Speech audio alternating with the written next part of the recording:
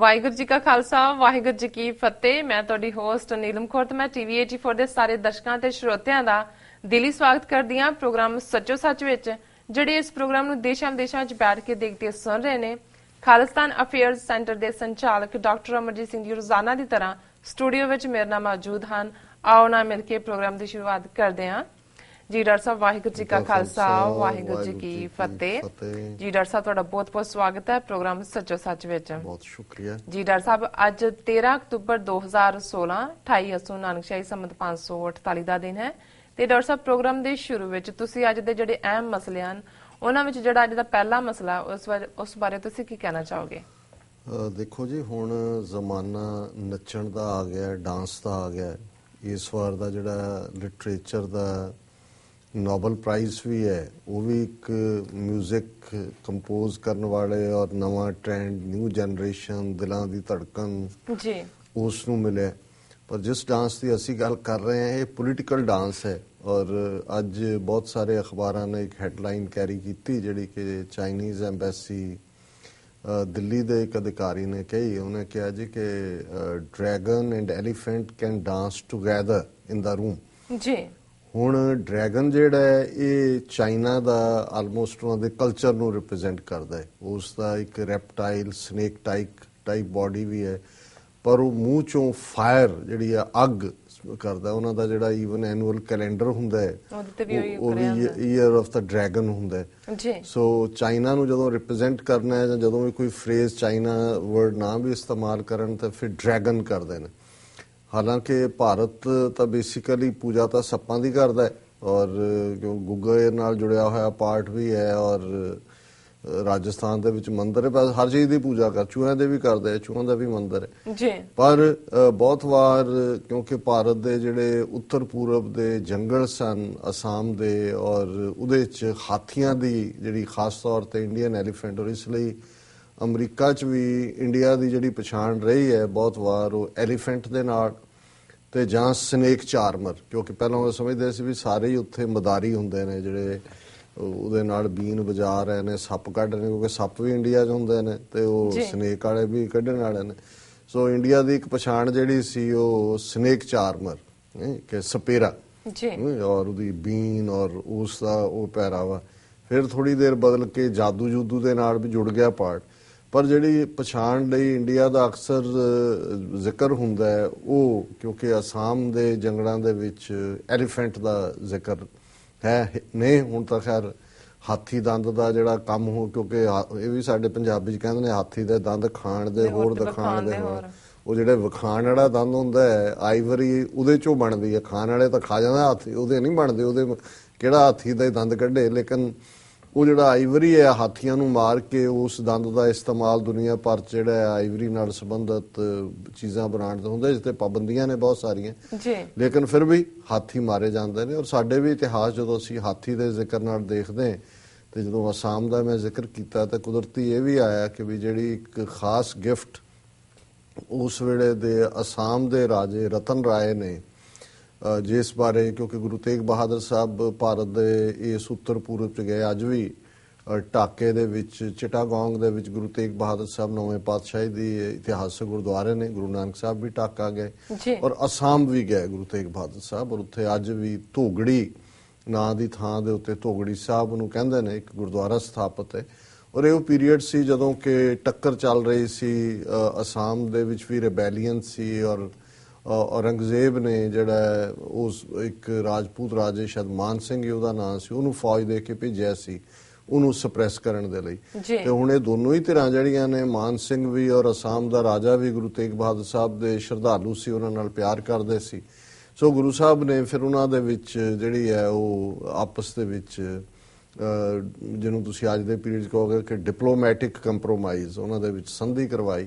ਔਰ ਫਿਰ ਦੋਨਾਂ ਨੂੰ ਹੀ ਇਹ ਕਿਹਾ ਕਿ ਜੀ ਇਹ ਬਹੁਤ ਵੱਡੀ ਗੱਲ, ਖੂਨ ਖਰਾਬਾ ਜਿਹੜਾ ਉਹ ਬਚਿਆ ਤੇ ਇਸ ਦੀ ਕੋਈ ਯਾਦਗਾਰ ਹੋਣੀ ਚਾਹੀਦੀ ਹੈ। ਫਿਰ ਜਿਵੇਂ ਇਤਿਹਾਸਕ ਸਾਡੀ ਪਰੰਪਰਾ ਹੈ ਕਿ ਗੁਰੂ ਸਾਹਿਬ ਨੇ ਕਿਹਾ ਵੀ ਦੋਨੋਂ ਪਾਸਿਆਂ ਦੀਆਂ ਫੌਜਾਂ ਦੇ ਜਿਹੜੇ ਫੌਜੀ ਨੇ 2-2 ਢਾਲਾਂ ਮਿੱਟੀ ਦੀਆਂ ਭਰ ਕੇ ਪਾਓ ਇਸ ਥਾਂ ਦੇ ਉੱਤੇ। ਔਰ ਉੱਥੇ ਉੱਚੀ ਧੋਬੜੀ ਜਿਹਨੂੰ ਕਹਿੰਦੇ ਨੇ ਬਣ ਗਈ। ਉੱਥੇ ਅੱਜ ਵੀ ਇਤਿਹਾਸਕ ਗੁਰਦੁਆਰਾ ਧੋਬੜੀ ਸਾਹਿਬ ਮੌਜੂਦ ਹੈ ਜੀ। ਔਰ ਉਸ ਤੋਂ ਬਾਅਦ ਉਸ ਰਾਜੇ ਦਾ ਬੇਟਾ ਜਦੋਂ ਪੈਦਾ ਹੋਇਆ, ਉਹਦੇ ਘਰ ਔਲਾਦ ਨਹੀਂ ਸੀ, ਉਦੋਂ ਤੱਕ ਗੁਰੂ ਤੇਗ ਬਹਾਦਰ ਸਾਹਿਬ ਦੀ ਸ਼ਹਾਦਤ ਹੋ ਗਈ ਸੀ। ਔਰ ਫਿਰ ਉਹਨੇ ਰਤਨ ਰਾਏ ਨੇ ਜਿਹੜਾ ਹੈ ਆਪਣੀ ਮਾਂ, ਉਹਦੀ ਮਾਂ ਨੇ ਉਹਨੂੰ ਦੱਸਿਆ ਕਿ ਵੀ ਕਿਵੇਂ ਜਿਹੜਾ ਗੁਰੂ ਤੇਗ ਬਹਾਦਰ ਸਾਹਿਬ ਆਏ ਔਰ ਉਹਨਾਂ ਦੀ ਬਖਸ਼ਿਸ਼ ਹੈ ਜੋ ਅੱਜ ਸਾਡਾ ਪਰਿਵਾਰ ਜਾਂ ਸਾਡਾ ਰਾਜ ਭਾਗ ਕਾਇਮ ਹੈ। ਸੋ ਉਹਨੇ ਕੁਝ ਗਿਫਟਸ ਜਿਹੜੀਆਂ ਨੇ ਭੇਜੀਆਂ। ਬਾਅਦ ਦੇ ਵਿੱਚ ਉਹ ਆਪ ਵੀ ਆਇਆ ਤੇ ਉਹਨਾਂ ਗਿਫਟਸ ਦੇ ਵਿੱਚ ਪ੍ਰਸਾਦੀ ਹਾਥੀ ਦਾ ਜ਼ਿਕਰ ਆਉਂਦਾ ਹੈ। ਉਹਦਾ ਨਾਂ ਸ਼ਾਇਦ ਪ੍ਰਸਾਦੀ ਹੋਏਗਾ, ਪਰ ਉਹ ਹਾਥੀ ਇੱਕ ਖਾਸ ਕਿਸਮ ਦਾ ਸੀ ਜਿਹੜਾ ਕਿ ਬਹੁਤ ਸਾਰੇ ਕਰਤੱਵ ਵੀ ਕਰਦਾ ਸੀ ਜੀ। ਸੋ ਸਿੱਖ ਇਤਿਹਾਸ 'ਚ ਉਸ ਹਾਥੀ ਦਾ ਜ਼ਿਕਰ ਹੈ। ਫਿਰ ਜਿਹੜੀਆਂ ਪਹਾੜੀ ਰਾਜਿਆਂ ਦੇ ਨਾਲ ਪਹਿਲੀਆਂ ਜੰਗਾਂ ਦੀ ਗੱਲ ਹੈ, ਉਹ ਪ੍ਰਸਾਦੀ ਹਾਥੀ ਜਿਹੜਾ ਹੈ ਅਸਾਮ 'ਚੋਂ ਆਇਆ। ਉਸ ਵੇਲੇ ਦੇ ਉਸ ਖਿੱਤੇ 'ਚ ਬੜਾ ਖਿੱਚ ਦਾ ਕੇਂਦਰ ਸੀ। ਔਰ ਕਹਿਲੂਰ ਰਿਆਸਤ ਜਿਹੜੀ ਅੱਜ ਹਿਮਾਚਲ ਦੇ ਵਿੱਚ ਬਿਲਾਸਪੁਰ ਹੈ, ਉਹਨਾਂ ਦੇ ਜਦੋਂ ਉਹਦੇ ਮੁੰਡੇ ਦਾ ਵਿਆਹ ਸੀ ਰਾਜਕੁਮਾਰ ਦਾ, ਤੇ ਉਹਨੇ ਮੰਗਿਆ ਗੁਰੂ ਸਾਹਿਬ ਤੋਂ ਕਿ ਜੀ ਸਾਨੂੰ ਪ੍ਰਸਾਦੀ ਹਾਥੀ ਦਿਓ, ਕਿਉਂਕਿ ਹਰ ਕੋਈ ਉਹਦਾ ਡਿਸਪਲੇ ਚਾਹੁੰਦਾ ਸੀ। ਪਰ ਗੁਰੂ ਸਾਹਿਬ ਨੇ ਸੰਗਤ ਦੇ ਕਹਿਣ ਦੇ ਉੱਤੇ ਉਹਨਾਂ ਨੇ ਕਿਹਾ ਕਿ ਵੀ ਨਹੀਂ, ਇਹ ਗਿਫਟ ਇਹ ਸੰਗਤ ਲਈ ਹੈ, ਗੁਰੂ ਘਰ ਲਈ ਹੈ, ਇਹ ਕੋਈ ਬਾਹਰ ਕੋਈ ਸ਼ੋ ਪੀਸ ਨਹੀਂ। ਚਲੋ ਇਹ ਹਾਥੀਆਂ ਦੇ ਜ਼ਿਕਰ 'ਚ ਆ ਗਿਆ। ਪਰ ਜਿਹੜੇ ਹੁਣ ਹਾਥੀਆਂ ਦੀ ਅਸੀਂ ਗੱਲ ਕਰ ਰਹੇ ਹਾਂ, ਅੱਜ ਜਦੋਂ ਅਸੀਂ ਡਰੈਗਨ ਔਰ ਐਲੀਫੈਂਟ ਜੀ ਦੀ ਇੱਕ ਕਮਰੇ 'ਚ ਡਾਂਸ ਦੀ ਗੱਲ ਕਰਦੇ ਆ, ਤੇ ਇਹ ਇਵੇਂ ਹੀ ਲੱਗਦਾ ਹੈ ਜਿਵੇਂ ਤੁਸੀਂ ਹੌਟ ਏਅਰ ਛੱਡ ਰਹੇ ਹੋ, ਮੂੰਹ 'ਚੋਂ ਗਰਮ ਹਵਾ ਛੱਡ ਰਹੇ ਹੋ। ਹਰ ਇੱਕ ਨੂੰ ਪਤਾ ਹੈ ਵੀ ਹਾਥੀ ਨੇ ਹਾਥੀ ਰਹਿਣਾ ਔਰ ਡਰੈਗਨ ਦੇ ਮੂੰਹ 'ਚੋਂ ਵੀ ਅੱਗ ਨਿਕਲ ਰਹੀ ਹੈ ਔਰ ਉਹਨੇ ਫਿਰ ਸੱਪ ਵਾਂਗ ਆਣਾ ਵੀ ਹੈ, ਨਿਕਲ ਵੀ ਜਾਣਾ। ਤੇ ਦੋਨੋਂ ਇਸ ਵੇਲੇ, ਕਿਉਂਕਿ ਜਦੋਂ ਅਸੀਂ ਉਸ ਖਿੱਤੇ ਦੀ ਗੱਲ ਕਰਦੇ ਹਾਂ, ਇਸ ਵੇਲੇ ਚਾਈਨਾ ਔਰ ਇੰਡੀਆ ਆਲਮੋਸਟ, ਚਾਈਨਾ ਤਾਂ ਵੈਸੇ ਹੀ ਇੱਕ ਸੁਪਰ ਪਾਵਰ ਹੈ, ਉਹਨੂੰ ਕੋਈ ਸਰਟੀਫਿਕੇਟ ਲੈਣ ਦੀ ਲੋੜ ਨਹੀਂ ਹੈ। ਇਕਨੋਮਿਕਲੀ ਉਹ ਬਹੁਤ ਡਿਵੈਲਪ ਹੋਇਆ ਔਰ ਮਿਲੀਟੈਰਲੀ ਵੀ ਸਪੇਸ ਹੋਏ, ਸਮੁੰਦਰ ਹੋਏ। ਜਿਵੇਂ ਉਹਨੇ ਸਾਊਥ ਚਾਈਨਾ ਸੀ ਦੇ ਵਿੱਚ ਆਰਟੀਫੀਸ਼ੀਅਲ ਜਿਹੜੇ ਆਈਲੈਂਡ ਬਣਾਉਣੇ ਸ਼ੁਰੂ ਕੀਤੇ ਨੇ ਜੀ, ਔਰ ਉਹਨੇ ਆਪਣੀ ਪੂਰੀ ਸਰਦਾਰੀ ਕਾਇਮ ਕੀਤੀ ਹੈ ਉਸ ਖਿੱਤੇ 'ਚ। ਔਰ ਉਹ ਸਾਊਥ ਚਾਈਨਾ ਸੀ ਦੇ ਵਿੱਚ ਬਹੁਤ ਸਾਰਾ ਤੇਲ ਹੈ, ਤੇਲ ਦਾ ਜ਼ਖੀਰਾ ਹੈ, ਉੱਥੇ ਭੰਡਾਰ ਹੈ। ਔਰ ਇਸੇ ਤਰ੍ਹਾਂ ਜਿਹੜੀ ਗੱਲ ਅਲਟੀਮੇਟਲੀ ਉਸ ਸਾਰੇ ਖਿੱਤੇ ਦੇ ਵਿੱਚ, ਇੱਕ ਤਾਂ ਸਾਊਥ ਚਾਈਨਾ ਸੀ, ਅਮਰੀਕਾ ਨੇ, ਫਿਰ ਜਿਵੇਂ Australia, south Korea, Vietnam, Japan, Philippines, ਇਹਨਾਂ ਸਾਰਿਆਂ ਦਾ ਕੁੰਡਲਨੀ ਸੱਪ ਬਣਾਇਆ ਚਾਈਨਾ ਨੂੰ ਘੇਰਨ ਲਈ। ਔਰ ਫਿਰ ਇੰਡੀਆ ਵੀ ਉਹਦੇ 'ਚ ਜੁਆਇਨ ਕਰਾ ਲਿਆ ਜੀ। ਉਹਦੇ ਨਾਲ ਜਿਹੜਾ ਪੈਕਟ ਵੀ ਹੋਇਆ ਕਿ ਨੇਵਲ ਬੇਸ, ਹਵਾਈ ਬੇਸ। ਪਰ ਜਿਹੜਾ ਅਮਰੀਕਾ ਔਰ ਇੰਡੀਆ ਔਰ ਕਿਸੇ ਹੱਦ ਤੱਕ ਈਵਨ ਕੁਝ ਹੋਰ ਵੀ ਜਿਹੜੀਆਂ ਇਲਾਕਾਈ ਤਾਕਤਾਂ ਨੇ, ਉਹਨਾਂ ਦੀਆਂ ਅੱਖਾਂ 'ਚ ਰੜਕਦਾ ਹੈ, ਉਹ ਹੈ ਗਵਾਦਰ ਪੋਰਟ ਦੀ ਡਿਵੈਲਪਮੈਂਟ ਔਰ ਇਕਨੋਮਿਕਲ ਜ਼ੋਨ। ਕੱਲੀ ਗਵਾਦਰ ਪੋਰਟ ਨੂੰ ਹੀ ਡਿਵੈਲਪ ਕਰਨ ਦੇ ਉੱਤੇ ਜਿਹੜਾ ਹੈ ਬਿਲੀਅਨਸ ਆਫ ਡਾਲਰਸ ਹੈ। ਤਾਂ ਕੁੱਲ ਪੈਕੇਜ ਜਿਹੜਾ 470 ਬਿਲੀਅਨ ਡਾਲਰ ਦੇ ਨੇੜੇ ਤੇੜੇ ਹੈ, ਜਿਸ ਦੇ ਵਿੱਚ ਕਿ ਸਿਲਕ ਰੋਡ ਜਿਹਨੂੰ ਕਹਿੰਦੇ ਸੀ, ਉਹ ਸਿਰਫ ਇੱਕ ਇਕਨੋਮਿਕਲ ਕੋਰੀਡੋਰ ਹੋਏਗਾ। ਚਾਈਨਾ, ਪਾਕਿਸਤਾਨ, ਸੈਂਟਰਲ ਏਸ਼ੀਆ ਔਰ ਇਹਦੇ 'ਚ ਵੀ ਉਹਨਾਂ ਨੇ ਭੂਟਾਨ, ਨੇਪਾਲ, ਇਵਨ ਇੰਡੀਆ ਨੂੰ ਵੀ ਕਿਹਾ ਵੀ ਤੁਸੀਂ ਜੁਆਇਨ ਕਰੋ। ਇੰਡੀਆ ਉਹਨੂੰ ਬਲੌਕ ਕਰਨਾ ਚਾਹੁੰਦਾ ਜੀ। ਔਰ ਜਿਹੜੀਆਂ ਬਹੁਤ ਸਾਰੀਆਂ ਚੀਜ਼ਾਂ ਚੱਲ ਰਹੀਆਂ ਨੇ ਉਸ ਖਿੱਤੇ ਦੇ ਵਿੱਚ, ਭਾਵੇਂ ਦੇਖਣ ਨੂੰ ਤਾਂ ਇਹ ਲੱਗਦਾ ਹੈ ਕਿ ਜੀ ਇੰਡੀਆ ਪਾਕਿਸਤਾਨ ਟੈਨਸ਼ਨ ਹੈ ਔਰ ਅਮਰੀਕਾ ਭਾਰਤ ਦੀ ਪਿੱਠ ਠੋਕ ਰਿਹਾ ਹੈ ਕਿ ਜੀ ਬਹੁਤ ਵਧੀਆ ਕਰ ਰਹੇ ਹੋ ਤੁਸੀਂ, ਔਰ ਚਾਈਨਾ ਨਹੀਂ। ਇਹ ਕੱਲਾ ਇਵੇਂ ਦਾ ਹੀ ਗੱਲ ਨਹੀਂ ਹੈ, ਇਹ ਇਹਨਾਂ ਦੇ ਵੱਡੇ ਇੰਟਰਸਟ ਨੇ। ਔਰ ਇਸ ਵੱਡੇ ਇੰਟਰਸਟ ਦੇ ਵਿੱਚ ਜਿਹੜਾ ਇਸ ਕੋਰੀਡੋਰ ਦਾ ਬਣਨਾ ਹੈ ਔਰ ਗਵਾਦਰ ਪੋਰਟ ਦੀ ਡਿਵੈਲਪਮੈਂਟ ਹੈ, ਕਿਉਂਕਿ ਗਵਾਦਰ ਦੇ ਬਣਨ ਨਾਲ ਨੈਚੁਰਲ ਪੋਰਟ ਜਿਹਦੇ ਜਿਹੜੇ ਵਾਰਮ ਵਾਟਰਸ ਉਸ ਓਸ਼ਨ ਦੇ, ਔਰ ਇਹ ਬਹੁਤ ਸਾਰਿਆਂ ਜਿੱਥੇ ਚੀਨ ਦੇ ਲਈ ਤਾਂ ਬਹੁਤ ਮੁਫਾਦ ਵਾਲੀ ਗੱਲ ਹੋਏਗੀ, ਦੂਸਰਿਆਂ ਦੇ ਲਈ ਵੀ ਜੀ। ਸੋ ਇਹ ਵੀ ਇੱਕ ਹੁਣ ਜਿਹੜਾ ਗਵਾਦਰ ਪੋਰਟ ਤੱਕ ਜਾਣ ਦਾ ਰਸਤਾ ਹੈ, ਉਹ ਜ਼ਾਹਰ ਹੈ ਕਿ ਜਿਹੜਾ ਗਿਲਗਿਤ ਬਾਲਸਤਾਨ ਦਾ ਹਿੱਸਾ ਉੱਥੋਂ ਲੰਘਦਾ, ਇਸ ਲਈ ਗਿਲਗਿਤ ਦੇ ਵਿੱਚ ਡੈਲੀਬਰੇਟਲੀ ਗੜਬੜ ਵੀ ਕਰਵਾਈ ਗਈ। ਉਹਦੇ 'ਚ ਇੰਡੀਆ ਵੀ ਇਨਵੋਲਵ ਹੈ, ਪੱਛਮੀ ਤਾਕਤਾਂ ਵੀ ਇਨਵੋਲਵ ਹੋਣਗੀਆਂ, ਕਿਉਂਕਿ ਇਹ ਵੱਧ ਤੋਂ ਵੱਧ ਜਿਹੜੀ ਹੈ ਰੁਕਾਵਟ ਖੜਾ ਕਰਨਾ ਚਾਹੁੰਦੀਆਂ ਨੇ। ਔਰ ਉਸ ਤੋਂ ਪਹਿਲਾਂ ਵੀ ਗਵਾਦਰ ਪੋਰਟ ਹੁਣ ਤਾਂ ਸਿੱਧੇ ਤੌਰ ਤੇ ਚਾਈਨਾ ਨੂੰ ਡਿਵੈਲਪ ਕਰਨ ਲਈ ਦਿੱਤੀ। ਪਹਿਲਾਂ ਸ਼ਾਇਦ ਕਿਸੇ ਸਿੰਗਾਪੁਰ ਦੀ ਕੰਪਨੀ ਨੂੰ ਅੱਜ ਤੋਂ 5-10 ਸਾਲ ਪਹਿਲਾਂ ਉੱਥੇ ਕੋਈ ਨਹੀਂ, ਕੁਝ ਨਹੀਂ ਕੀਤਾ ਉਹਨਾਂ ਨੇ। ਸੋ ਜਿਹੜੀ ਈਵਨ ਬਲੋਚ ਇਸ਼ੂ ਵੀ ਖੜਾ ਕਰਨਾ ਹੈ ਆਲ ਆਫ ਏ ਸਡਨ, ਹਾਲਾਂ ਉੱਥੇ ਇਨਵੋਲਵਮੈਂਟ ਤਾਂ ਰਾਹ ਦੀ ਜਾਂ ਇਹਨਾਂ ਦੀਆਂ ਏਜੰਸੀਆਂ ਦੀ ਕਾਫੀ ਦੇਰ ਤੋਂ ਰਹੀ ਹੈ ਜੀ। ਉਹਦੇ 'ਚ ਵੀ, ਕਿਉਂਕਿ ਬਲੋਚਿਸਤਾਨ ਦੇ ਵਿੱਚ ਹੀ ਇਹ ਗਵਾਦਰ ਪੋਰਟ ਹੈ ਔਰ ਇਹ ਕਹਿਣਾ ਕਿ ਜੀ ਤੁਹਾਨੂੰ ਉਹਦੇ 'ਚੋਂ ਕੁਝ ਨਹੀਂ ਮਿਲਣਾ ਔਰ ਇਹ ਉਹ, ਲੇਕਿਨ ਉੱਥੇ ਕੰਮ ਚੱਲ ਰਿਹਾ ਹੈ ਦਿਨ ਰਾਤ ਔਰ ਪਾਕਿਸਤਾਨੀ ਫੌਜ ਐਸਟੈਬਲਿਸ਼ਮੈਂਟ ਚਾਈਨੀਜ਼ ਉਹ ਇਸ ਨੂੰ ਜਿਹੜਾ ਆਪਣੇ ਮਿੱਥੇ ਟੀਚੇ ਦੇ ਮੁਤਾਬਕ ਮੁਕੰਮਲ ਕਰਨਗੇ।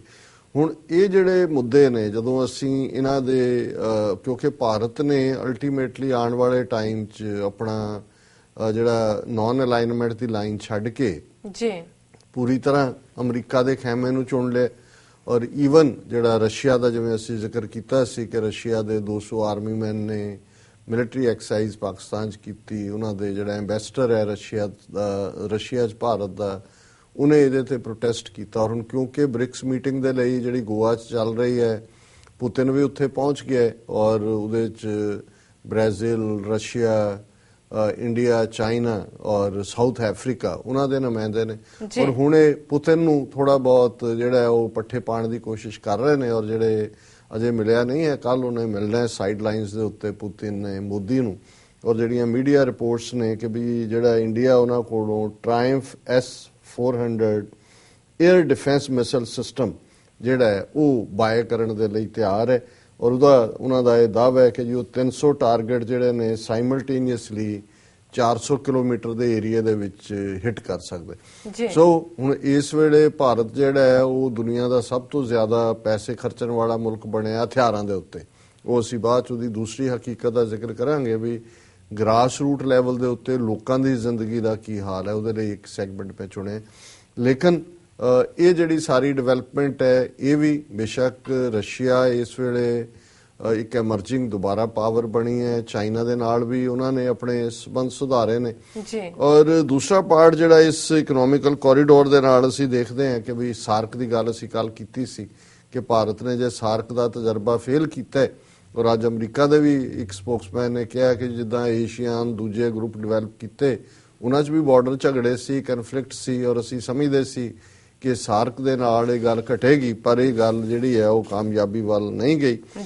ਹੁਣ ਜਿਹੜਾ ਅਸੀਂ ਦੇਖਦੇ ਹਾਂ ਵੀ ਇਹ ਡਰੈਗਨ ਕਿਵੇਂ ਐਲੀਫੈਂਟ ਨੂੰ ਉਹਦਾ ਅਸਲੀ ਔਕਾਤ ਦਿਖਾ ਰਿਹਾ। ਜਿੱਥੇ ਅੱਜ ਬਾਕੀ ਕਾਰਪੋਰੇਸ਼ਨਸ ਜਾਂ ਦੂਸਰਿਆਂ ਦੀ ਗੱਲ ਹੋ ਰਹੀ ਹੈ ਜਿਵੇਂ ਭਾਰਤ ਨੇ ਹੁਣ ਇਹਦੇ 'ਚ ਕੋਈ ਸ਼ੱਕ ਨਹੀਂ ਹੈ ਕਿ ਪਾਕਿਸਤਾਨ ਔਰ ਚਾਈਨਾ ਦੇ ਇੰਟਰਸਟ ਇਵੇਂ ਹੀ ਨੇ ਜਿਵੇਂ ਚਾਈਨਾ ਦਾ ਆਪਣਾ ਇੰਟਰਸਟ ਹੋਏ। ਇਕਨੋਮਿਕਲ ਕੋਰੀਡੋਰ ਦੇ ਨਾਲ ਹੋਰ ਵੀ ਉਹ ਬੌਂਡ ਹੋ ਗਿਆ ਉਸ ਤੋਂ ਪਹਿਲਾਂ ਵੀ ਇਹ ਸਾਰੇ ਪੀਰੀਅਡ 'ਚ ਰਿਹਾ। ਲੇਕਿਨ ਜੋ ਹੀ ਭਾਰਤ ਨੇ ਇੰਡਸ ਵਾਟਰ ਟ੍ਰੀਟੀ ਦੇ ਉੱਤੇ ਕਿ ਜੀ ਪਾਣੀ ਔਰ ਖੂਨ ਇੱਕ ਸਾਥ ਨਹੀਂ ਬਹਿ ਸਕਦੇ ਜ਼ਿਕਰ ਕੀਤਾ ਹੈ ਨਾਲ ਦੀ ਨਾਲ ਚਾਈਨਾ ਨੇ ਜਿਹੜੀ ਬ੍ਰਹਮਪੁੱਤਰ ਦਰਿਆ ਦੀ ਟ੍ਰਿਬਿਊਟਰੀ ਸੀ ਉਹ ਰੋਕ ਲਈ ਮੈਸੇਜ ਮਿਲ ਗਿਆ। ਉਸ ਤੋਂ ਬਾਅਦ ਇੰਡਸ ਵਾਟਰ ਟ੍ਰੀਟੀ ਦੀ ਗੱਲ ਨਾ ਭਾਰਤੀ ਮੀਡੀਆ ਨੇ ਕੀਤੀ ਨਾ ਕਿਸੇ ਹੋਰ ਨੇ ਕੀਤੀ। ਔਰ ਜਿਵੇਂ ਅੱਗੇ ਵੀ ਮੈਂ ਮੈਂਸ਼ਨ ਕੀਤਾ ਸੀ ਕਿ ਵੀ ਇੱਕ ਪਰਾਮੀਟਰ ਨਾਂ ਦਾ ਕੁਆਟਰ ਜਨਰਲ ਹੈ ਅਮਰੀਕਨ ਆਰਮੀ ਵਾਰ ਕਾਲਜ ਦਾ ਉਹਦੇ ਚ ਕਰਨਲ ਜੈਨ ਪਾਕ ਦਾ ਇੱਕ ਲੇਖ ਹੈ ਜਿਹਦੇ ਚ ਉਹਨੇ ਕਿਹਾ ਕਿ ਵੀ ਕਿਵੇਂ ਜਿਹੜਾ ਪਾਣੀ ਦਾ ਮੁੱਦਾ ਹੈ ਉਹ ਜੰਗ ਛੇੜ ਸਕਦਾ। ਔਰ ਜਿਹੜੀ ਖਾਸ ਗੱਲ ਕਹੀ ਉਹਨਾਂ ਨੇ ਕਿ ਵੀ ਜਿਹੜਾ ਸਾਰੇ ਭਾਰਤ ਦਾ ਸਰਫੇਸ ਵਾਟਰ ਹੈ 33% ਉਹ ਸਰਫੇਸ ਵਾਟਰ ਡਿਪੈਂਡ ਕਰਦਾ ਬ੍ਰਹਮਪੁੱਤਰਾ ਦੇ ਉੱਤੇ ਤੇ 40% ਜਿਹੜਾ ਉਹਨਾਂ ਦਾ ਹਾਈਡਰੋ ਪਾਵਰ ਪ੍ਰੋਜੈਕਟ ਨੇ ਉਹ ਬ੍ਰਹਮਪੁੱਤਰਾ ਤੇ ਡਿਪੈਂਡ ਕਰਦੇ ਨੇ। ਸੋ ਜ਼ਾਹਰ ਹੈ ਵੀ ਆਪਣੇ ਆਪ ਦੇ ਵਿੱਚ ਹੀ ਇਸ ਗੱਲ ਦਾ ਸਬੂਤ ਹੈ ਕਿ ਚਾਈਨਾ ਦੇ ਕੋਲ ਜਿਹੜਾ ਵਾਟਰ ਹੈ ਇਹਨਾਂ ਨੇ ਤਾਂ ਕੀ ਯੂਜ਼ ਕਰਨਾ ਹੈ ਪਰ ਚਾਈਨਾ ਨੇ ਜੇ ਇੱਕ ਵਾਰੀ ਉਹਨੂੰ ਬ੍ਰਹਮਪੁੱਤਰਾ ਨੂੰ ਹੀ ਜਿਹੜਾ ਡਾਈਵਰਟ ਕਰ ਦਿੱਤਾ ਹੈ ਤੇ ਇਹਨਾਂ ਦਾ 33% ਸਰਫੇਸ ਵਾਟਰ ਉੱਡ ਜਾਏਗਾ 40% ਦੀ ਹਾਈਡਰੋ ਪਾਵਰ ਪ੍ਰੋਜੈਕਟ ਉੱਡ ਜਾਣਗੇ ਔਰ ਸਾਰੀਆਂ ਨਾਰਥ ਈਸਟ ਦੀਆਂ ਸਟੇਟਾਂ ਸਮੇਤ ਬੰਗਲਾਦੇਸ਼ ਦੇ ਇਹ ਪਿਆਸੇ ਤੇ ਭੁੱਖੇ ਮਰ ਜਾਣਗੇ।